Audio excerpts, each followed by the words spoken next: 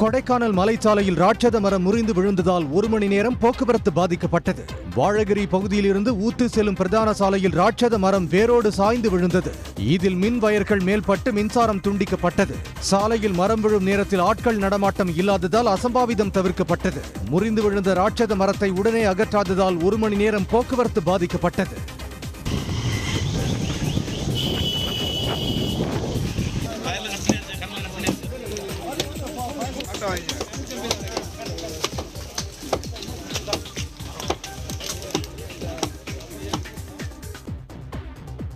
மானாமதுரை அருகே மேலப்படாவூர் கிராமத்தில் 11 ஆண்டுகளுக்கு பிறகு மழை வேண்டி புரவி எடுப்பு திருவிழா மேளதாளங்கள் முழங்க ஆட்டம் பாட்டத்துடன் நடைபெற்றது. மானாமதுரை வேளார் தெருவில் இருந்து ஒரு காளை, 6 குதிரைகள் மற்றும் சுவாமி உருவங்கள் ஆகியவற்றை விரதம் இருந்த பக்தர்கள் ஊர்வலமாக சுமந்து வந்து ஐயனார் கோயிலை வந்தடைந்தனர். இதையடுத்து கோயிலில் பக்தர்களுக்கு அன்னதானம் வழங்கப்பட்டது. பின்னர் கலை நிகழ்ச்சிகளும் நடைபெற்றன.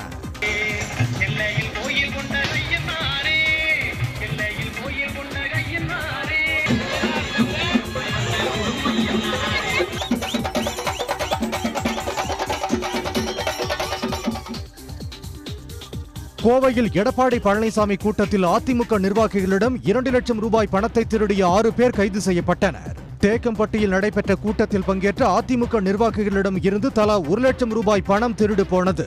இந்நிலையில் காந்திபுரத்தில் நடைபெற்ற அதிமுக கூட்டத்தை போலீசார் கண்காணித்தனர். அப்போது சந்தேகத்துக்கிடமாக தெரிந்த சென்னை திருவேற்காட்டைச் சேர்ந்த ராஜ், கோவை ரத்னபுரியைச் சேர்ந்த ராஜா உள்ளிட்ட 6 பேரை பிடித்து விசாரித்த போது கொள்ளையடித்ததை ஒப்புக்கொண்டனர். அவர்களிடம் இருந்து 1,22,000 ரூபாய் பணம் பறிமுதல் செய்து கோவை மத்திய சிறையில் அடைத்தனர். தனியார் பள்ளிகளில் 25% இடஒதுக்கீடு சேர்க்கைக்கு நிதி ஒதுக்காத ஒன்றிய அரசை கண்டித்து புதுக்கோட்டையில் இந்திய மாணவர் சங்கத்தினர் போராட்டம் நடத்தினர். மாவட்ட முதன்மை கல்வி அலுவலகத்தை முற்றுகையிட்டு போராட்டத்தில் ஈடுபட்ட அவர்களை போலீசார் குண்டுக்கட்டாக தூக்கி கைது செய்த போது தள்ளுமுள்ளு ஏற்பட்டது.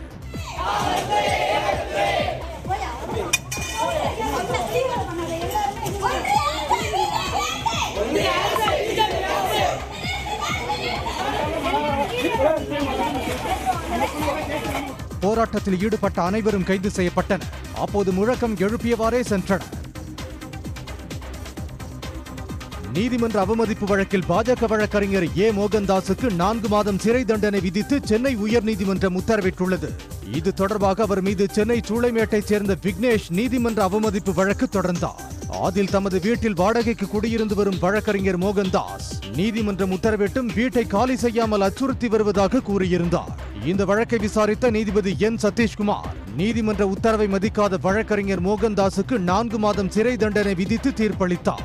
அவர் மீது தமிழ்நாடு பார் கவுன்சில் ஒழுங்கு நடவடிக்கை எடுக்க வேண்டும் என்றும் வீட்டின் சாவியை உரிமையாளரிடம் ஒப்படைக்க வேண்டும் என்றும் உத்தரவில் குறிப்பிட்டுள்ளார். சென்னை கீழ்ப்பாக்கத்தில் அமைந்துள்ள ஸ்ரீ பிரசன்ன வெங்கடேஸ்வரர் மற்றும் ஸ்ரீ சோமசுந்தரேஸ்வரர் கோவிலில் மகா கும்பாபிஷேகம் வெகு விமர்சையாக நடைபெற்றது. அதிகாலை முதல் யாகசாலை பூஜைகள், விசேஷ பூஜைகள் நடத்தப்பட்டு மகா கும்பாபிஷேகம் நடைபெற்றது.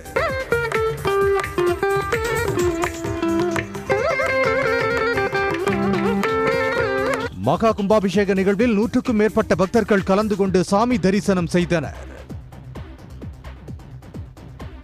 மதுரை மாவட்டம் திருமங்கலத்தில் 5 ரூபாய்க்கு மதிய உணவு பார்சலாக வழங்கப்படுகிறது. ஏழை எளிய மக்கள், கூலி தொழிலாளர்கள் பயனடைவதற்காக அன்பு கூழ் உணவகம் இதற்கு ஏற்பாடு செய்துள்ளது. சாதம், பொரியல், சாம்பார், ரசம் ஆகியவற்றுடன் வழங்கப்படும் இந்த மதிய உணவுக்கு அப்பகுதி கூலி தொழிலாளர்கள் மிகுந்த வரவேற்பு தெரிவித்துள்ளனர். சார் நல்லா இருக்கு சார் சாப்பாடு. நாங்கள் வியாபாரம் பார்க்குறோம். வெளியில் சாப்பிட்டா 100 ரூபா வரும். நல்லா இருக்கு சாதம். இது சாம்பார், ரசம், ஒரு காய் வச்சு தராது. நல்லா இருக்கு. போது பண்ண அளவுக்கு நல்லா இருக்கு சார். முதற்கட்டமாக நாள்தோறும் 50 பேருக்கு இந்த மதிய உணவு வழங்கப்படுவதாக ஏற்பாட்டாளர்கள் தெரிவித்துள்ளனர். சிவகங்கை அருகே மனோஜ் பிரபு என்கிற இளைஞர் வெட்டி கொல்லப்பட்ட வழக்கில் இதுவரை 4 பேர் கைது செய்யப்பட்டுள்ள நிலையில் உறவினர்கள் அவரது உடலை வாங்க மறுத்து 4வது நாளாக போராட்டத்தில் ஈடுபட்டனர். 29 வயதான மனோஜ் பிரபு சில தினங்களுக்கு முன்பு புதுப்பட்டி அருகே வெட்டி கொல்லப்பட்டார். உடல் சிவகங்கை அரசு மருத்துவமனையில் பிரேத பரிசோதனை முடிந்து வைக்கப்பட்டுள்ளது. இந்த வழக்கில் 9 பேர் மீது வழக்கு பதிவு செய்யப்பட்டு 4 பேர் கைது செய்யப்பட்டுள்ளனர். ஆனால் முக்கிய குற்றவாளிகள் கைது செய்யப்படும் வரை உடலை வாங்க மாட்டோம் என கூறி உறவினர்கள் தொடர் போராட்டத்தில் ஈடுபட்டு வருகின்றனர். விருதுநகர் மாவட்டம் ராஜபாளையம் மாயூரநாதர் சுவாமி திருக்கோயிலில் ஆனி பெருந்திருவிழாவை ஒட்டி தேரோட்டம் விமர்சையாக நடைபெற்றது. அலங்கரிக்கப்பட்ட தேரில் அஞ்சல் நாயகி உடனுரை மாயூரநாதர் சுவாமி காட்சி அளித்தார். பக்தர்களின் ஹரஹர முழக்கத்துடன் 4 ரத வீதிகளிலும் அசைந்தாடிய தேர் பின்னர் நிலை திரும்பியது.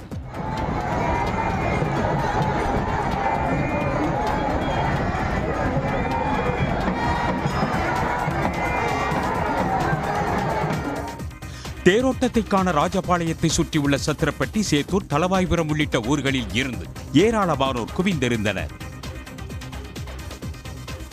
குறுவை சாகுபடிக்கு கூட்டுறவு சங்கங்கள் மூலம் கடன் வழங்க நாகை விவசாயிகள் கோரிக்கை விடுத்துள்ளனர்.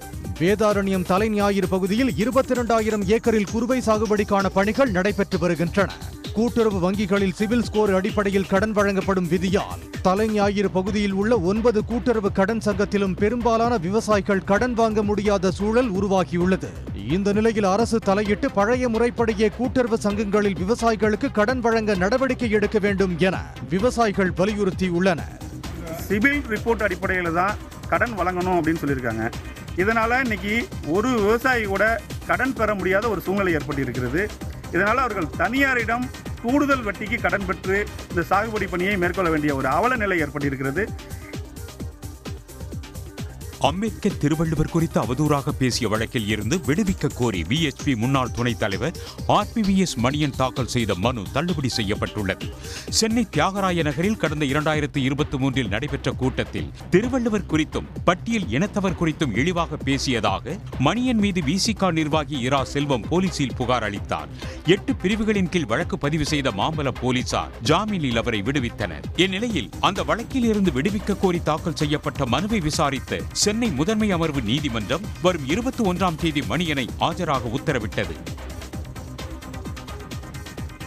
சிவகங்கை மாவட்டம் சிங்கம்புணரி அருகே உள்ள மீனாட்சி சொக்கநாதர் கோயிலில் ஆனி தேரோட்ட திருவிழா கோலாகலமாக நடைபெற்றது. 800 ஆண்டுகள் பழமையான 5 தேர்கள் முக்கிய வீதிகள் வழியாக வலம் வந்தன. பெரிய தேரில் சொக்கநாதரும் சிறிய தேரில் மீனாட்சி அம்மனும் எழுந்தருளி பக்தர்களுக்கு அருள் பாலித்தனர்.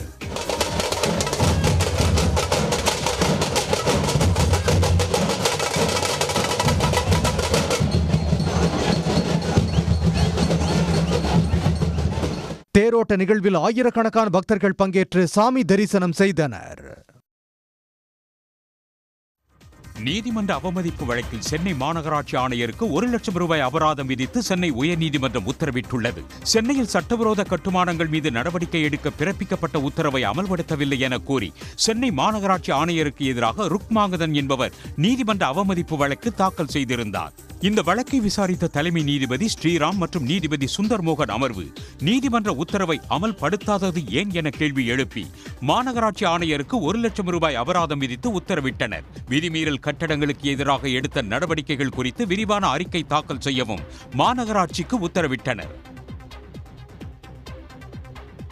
மேட்டூரை அடுத்த குள்ளவீரன்பட்டியில் அமைந்துள்ள காவலர் பயிற்சி பள்ளியில் கடந்த 7 மாதங்களாக பயிற்சி பெற்று வந்த 384 2ஆம் நிலை காவலர்களுக்கான பயிற்சி நிறைவு விழா நடைபெற்றது.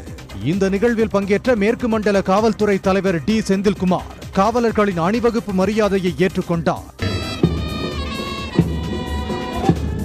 தேசத்தை காப்பதற்கு தங்களது தயார் நிலையை கையிலே ஏந்திய துப்பாக்கியோடு இது படைக்களம் நோக்கி.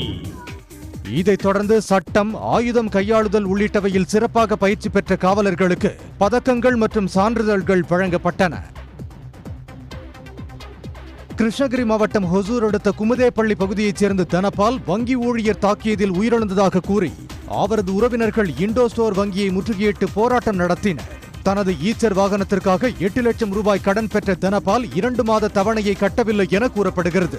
இந்த நிலையில் கர்நாடகாவிற்கு லாரியில் சென்ற தனபாலை வங்கி ஊழியர்கள் தாக்கி லாரியை எடுத்துச் சென்றுள்ளனர். இதில் தனபால் சம்பவ இடத்திலேயே உயிரிழந்ததாக குற்றம் சாட்டி அவரது உறவினர்கள் போராட்டத்தில் ஈடுபட்டனர். பைனான்ஸ்கார் வந்துட்டு வண்டி கொடுக்க சொல்லி சண்டை போட்டுருக்காருங்க. ஒரு வண்டி கொடுக்க தயங்கிறதுனால அடிச்சு அவர் கீழே இறக்கி விட்டதுனால அவர் அங்கேயே இறங்கிட்டாரு. அடிச்சு கீழே தள்ளும் போது விழுந்து இறந்துட்டாரு. அவங்க அதை பார்க்காம வண்டி எடுத்துட்டு போயிட்டாங்க.